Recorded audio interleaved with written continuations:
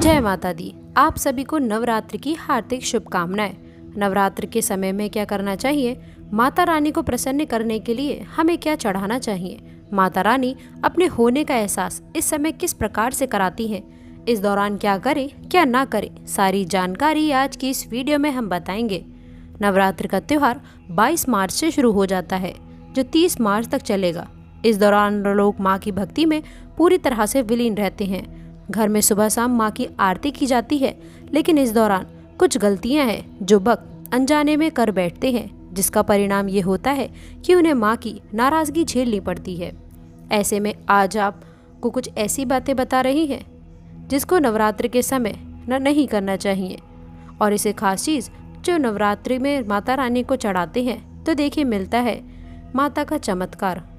दोस्तों, जल्दी तत्काल प्रसन्न होने वाले में से एक देवी माँ दुर्गा को माना जाता है।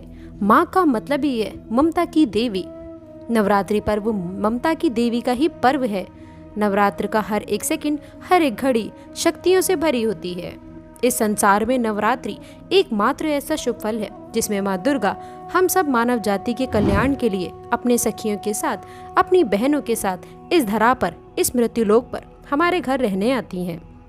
9 दिनों तक माता रानी खुद हमें आशीर्वाद देती हैं, और कहा जाता है कि नवरात्र के समय जो जैसी पूजा करता है, धन कर्म करता है, माता रानी के नियमित उपाय करता है, अपने सामर्थ्य अनुसार जो क्रियाएं करता है, माता रानी उसे शुभ फल प्रदान करती हैं। इसीलिए नवरात्र के समय में कुछ ना करने से अच्छा है कि कुछ शुभ काम किया जाए। नवरात्र में हमें अपने कल्याण के लिए कुछ न कुछ उपाय अवश्य करना चाहिए, ताकि हमारे जीवन में आने वाली हर परेशानी, आने वाले सभी कष्ट माता रानी की कृपा से स्वतः ही समाप्त हो जाएं। दोस्तों, सच बात तो ये है कि कष्ट किसके जीवन में नहीं आता है। कष्ट प्रभु राम के जीवन में भी आए थे, भगवान कृष्ण के जीवन में भी आए थे। प्रभु श्री राम के जीवन में तो आपने देखा होगा, उन्हें वनवास जाना पड़ा था, माता सीता को त्यागना पड़ा था। तो इस संसार में बताइए कि किसको दोष नहीं लगा। इस समझ में दोस्तों आपको बता दें, इस संसार में कभी भी इस मुसीबत ने किसी को नहीं छोड़ा है, तो आपको अपने कर्म करते जाना है। और हम वीडियो में जो खास उपाय बता रहे हैं, इन उपायों को नवरात्र के समय में ज़रूर करना है। कुछ इस प्रकार के विशेष उपाय बताते हैं ताकि आपका जीवन सुखमय हो, आप किसी भी परिस्थिति में डगमगाए नहीं। अधिकतर लोग पूछते हैं कि हमारे पिता की तबीयत खराब है, हमारे घर में धन आने के मार्ग बंद हो चुके हैं। तो दोस्तों, धन एक निश्चित समय के लिए किसी के पास नहीं रहता है। धन का आना जाना हमेशा लगा रहता है, लेकिन ज्ञान को सीख जाएंगे, भक्ति मार्ग की बातें सीख लेंगे तो आप खुद तरक्की कर सकते हैं। ज्ञान से बढ़कर इस संसार में कुछ भी नहीं है। तो आज हम आपको गुप्त ज्ञान की कुछ खास बातें बताने जा रहे हैं, लेकिन उससे पहले आपसे रिक्वेस्ट करती हूँ कि वीडियो को लाइक ज़रूर करिएगा, दोस्तों को शेयर कर दीजिएगा। अगर आपने अभी तक चैनल को सब्सक्राइब नहीं किया है तो प्लीज़ चैनल को सब्सक्राइब करके बेल आइकन ज़रूर दबाइएगा। दोस्तों, इस बात को गांठ बांध कर रख ले कि किसी कॉपी में नोट करके रख ले, ताकि आपका जीवन सुखमय हो जाए। आने वाले समय में आप अपनी परेशानियों को, दुख तकलीफ को चुटकियों में समाप्त कर दें और आगे के जीवन में कोई परेशानी ना आए, ऐसी माता रानी से हम प्रार्थना करते हैं। यदि आप भी माता रानी के सच्चे भक्त हैं, उन्हें दिल से मानते हैं, माता रानी के प्रति थोड़ी भी अगर आपकी निष्ठा है, विश्वास है, तो कमेंट बॉक्स में जय माता दी ज़रूर लिख देना। दोस्तों, जो आदि शक्ति है, जो शक्ति स्वरूपा है, वह अपने होने का एहसास अपने भक्तों को अवश्य कराती हैं। चाहे किसी भी रूप में हो, लेकिन अपने होने का एहसास वह ज़रूर कराती हैं। तो माता रानी अपने होने का एहसास किस प्रकार से कराती हैं, 5 संकेत बता रहे हैं। पहला, पूजा के दौरान अगर आपको लगे कि आपके पीठ पीछे कोई खड़ा है, आपको ऐसा आभास होता है, तो समझ जाना देवी दुर्गा स्वयं शक्ति स्वरूपिणी आपके पीछे खड़ी हैं और आपको अपने होने का एहसास करा रही हैं। ज्योति की जो बाती होती है, देवी के समक्ष हम जो दीपक जलाते हैं, उसमें बत्ती का तेल अगर तेजी से घट रहा है तो समझ जाना देवी शक्ति आ चुकी है। दूसरा, ज्योति की बाती या फिर दीपक की लौ अगर तेजी से जलने लगे या फिर अगर तेजी से जलते जलते मंद होने लगे तो समझ जाना देवी नौ दुर्गा आपके सम्मुख हैं, लेकिन आप उन्हें देख नहीं पा रहे हैं। तीसरा संकेत है, अचानक से अगर शीतल ठंडी हवा आपके पास से गुजरने लगे, जैसे कि आप माँ दुर्गा की पूजा करके घर से बाहर निकलें और शीतल हवा का झोंका आपको छूकर चला जाए, तो समझ जाइए कि देवी नौ दुर्गा आपके पास आई थीं।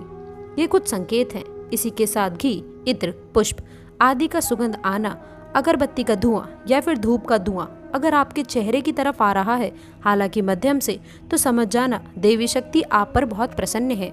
वह आपको साधना क्षेत्र में या फिर भक्ति क्षेत्र में आगे ले जाना चाहती हैं। दोस्तों, इस वीडियो को बीच में बिल्कुल मत छोड़ना, क्योंकि आज की वीडियो में ऐसी गुप्त जानकारी आपको मिलेगी जिससे आप सभी लोगों का उद्धार होगा, कल्याण होगा। हमारा ये चैनल बस एक यूट्यूब चैनल नहीं है, ये आप सभी दर्शकों को परिवार है।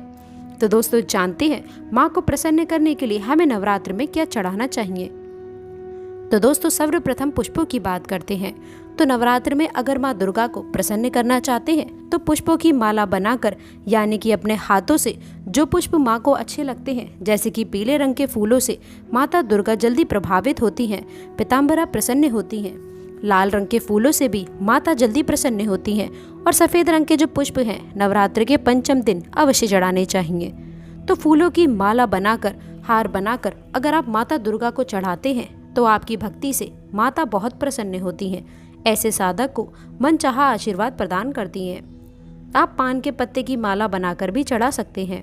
जिनके यहाँ बहुत समृद्धि नहीं हो पा रही है या फिर जीवन में तमाम प्रकार की मुश्किलें आ रही हैं, संकट आते रहते हैं, कष्ट आते हैं, नए नए प्रकार के कष्ट स्वतः ही पनपते जा रहे हैं, तो पान के पत्ते की माला बनाकर नवरात्र में पंचमी, सप्तमी या फिर अष्टमी के दिन चढ़ा देनी चाहिए। माता सभी प्रकार के कष्टों को हर लेती हैं।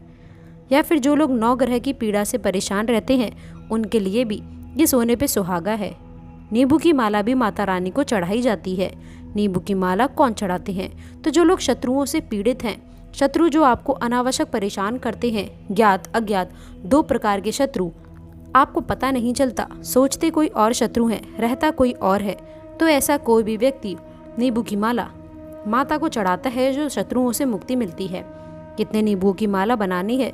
तो 21, 51 या फिर 108 की संख्या में आप नींबू ले सकते हैं। सबसे बेहतर है 21 नींबू ले लीजिए और इनकी माला को माता रानी को भेंट करें। माता से कहें कि मेरे गुप्त शत्रुओं का नाश करें। कैसा भी गुप्त शत्रु होगा, कितनी भी बड़ी ताकत क्यों न ले आना हो, लेकिन माँ उसे छठी का दूध याद दिला देंगी।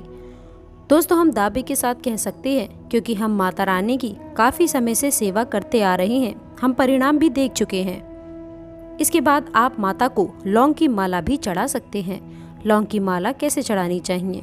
तो जो लोग सांसारिक सुख प्राप्त करने के बारे में सोचते हैं, भौतिक सुख प्राप्त करना चाहते हैं, जैसे कि धन, दौलत, वैभव, सांसारिक सुख, ऐसी कामना जो लोग रखते हैं, उन लोगों को लौंग की माला नवरात्र के समय में माता रानी को जरूर चढ़ानी चाहिए।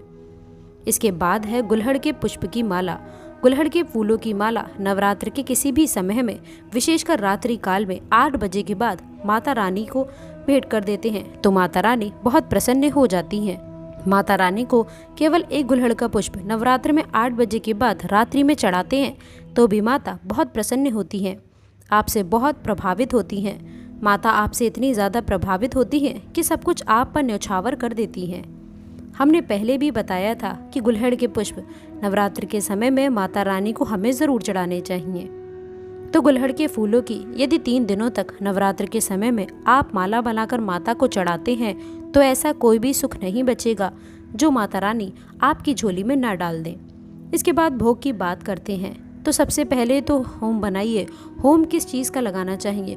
तो गुड़ और घी, इन दोनों को मिश्रित करके अगर आप होम लगाते हैं, आग में डालते हैं, तो इससे माता बहुत प्रसन्न होती हैं, उस गंध को स्वीकार करती हैं।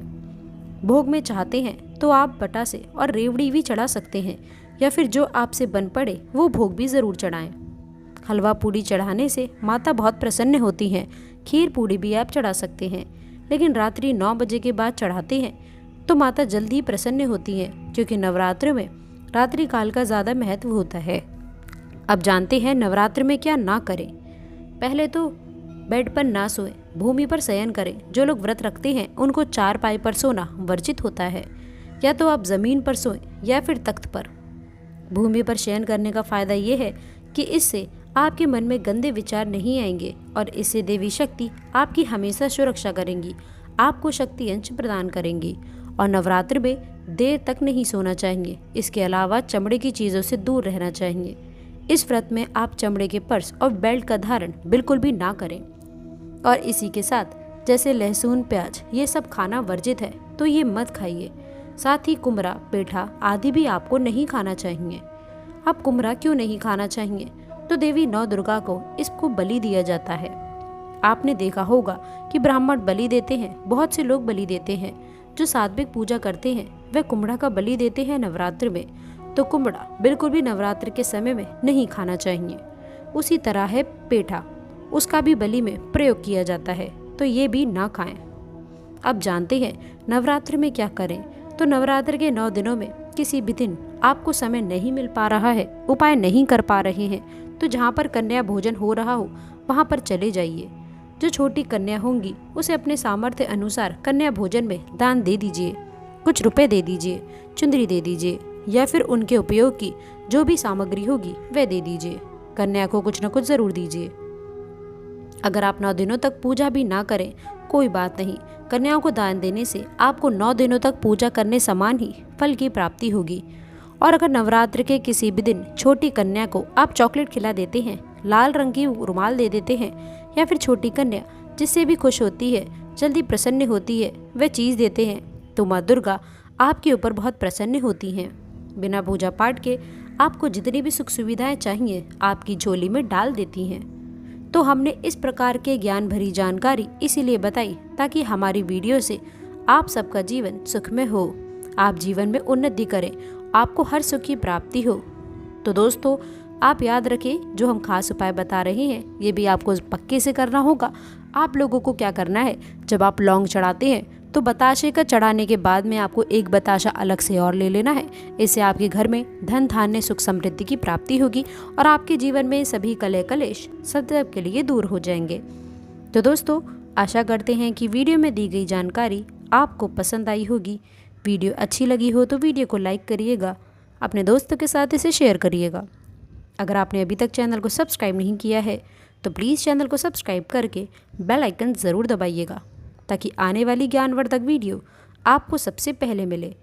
मिलते हैं अगली वीडियो में, तब तक के लिए गुड बाय और अंत तक जुड़े रहने के लिए आप सभी का बहुत बहुत धन्यवाद।